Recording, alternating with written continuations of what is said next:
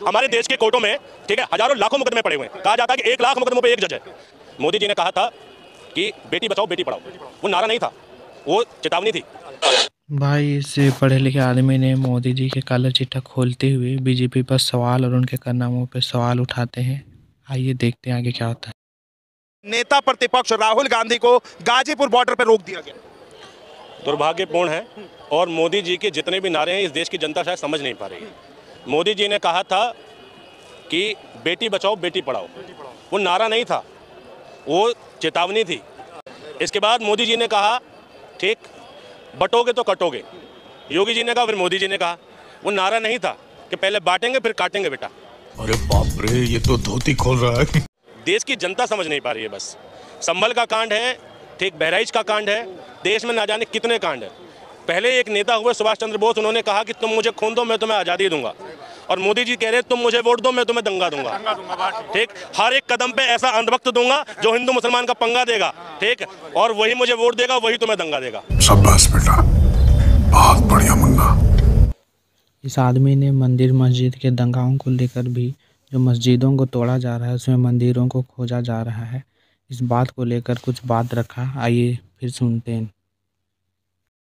और कोई बात नहीं है। इस देश में हर मस्जिद के नीचे मंदिर ढूंढने की जो रवायत चली पड़ी है, जैसी संभल मस्जिद के अंदर मंदिर होने का दावा ठुका, वैसी यूपी की जनता को 20 लाख रोजगार मिले। आपको पता नहीं है शायद। नहीं। जैसी जमा मस्जिद में दावा ठुकेगा, अभी तो सिर्फ घोषणा हुई है ना, ये है। हिंदू सेना कह रही है कि अब जमा मस्जिद का भी सर्वे होना चाहिए। हिंदू सेना के अध्यक्ष की क्रेडिबिलिटी क्या है ये जानना जरूरी है। हमारे देश के कोर्टों में, ठीक है, हजारों लाखों मुकदमे पड़े हुए हैं। कहा जाता है कि 1 लाख मुकदमों पे एक जज है, लेकिन इस देश के कोर्ट उन मुकदमों को तो सुलटा नहीं सकते।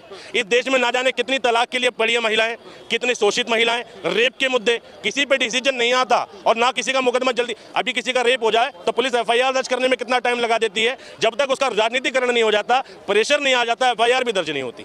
और ऐसे ना जाने कितने मुकदमे जो दर्ज नहीं होते। लेकिन जैसे ही हिंदू मुस्लिम की बात आएगी, पुलिस समझ जाएगी कि मुकदमा तुरंत दर्ज करना है, जज समझ जाएगा फैसला तुरंत देना है। क्योंकि हिंदू युवा संगठन, जो हिंदू संगठन है, वो सिर्फ चेहरा है। पर्दे के पीछे प्रदेश के मुख्यमंत्री, देश के प्रधानमंत्री सब हैं, ठीक, और पर्दे में रहने दो, पर्दा ना उठाओ। ये कहा जाता है ना, जमा मस्जिद को तुम्हें जो खड़ी है वो दिख नहीं रही, और जो नहीं है वो तुम देखने की कोशिश कर रहे हो। ये देश के लिए दुर्भाग्यपूर्ण है। मैं कह रहा हूँ इस देश में मंदिर मस्जिद की डिबेट की जरूरत है क्या? नहीं है ना।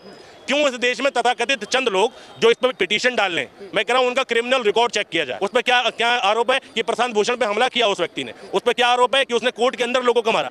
क्रिमिनल कॉन्स्पिरेंसी वाला व्यक्ति दावा कर रहा है कि दरगाह के अंदर मंदिर मिला। 800 साल से वो दरगाह जो हिंदू मुस्लिम कम्युनिटी की सभ्यता और भाईचारे और एकता के लिए जानी जाती है। सो आपने ये देखा इस व्यक्ति अपने बातों को किस तरह से रखा। अगर आप इस व्यक्ति की बातों से सहमत हैं तो कमेंट जरूर करें और अपनी राय जरूर दें। धन्यवाद।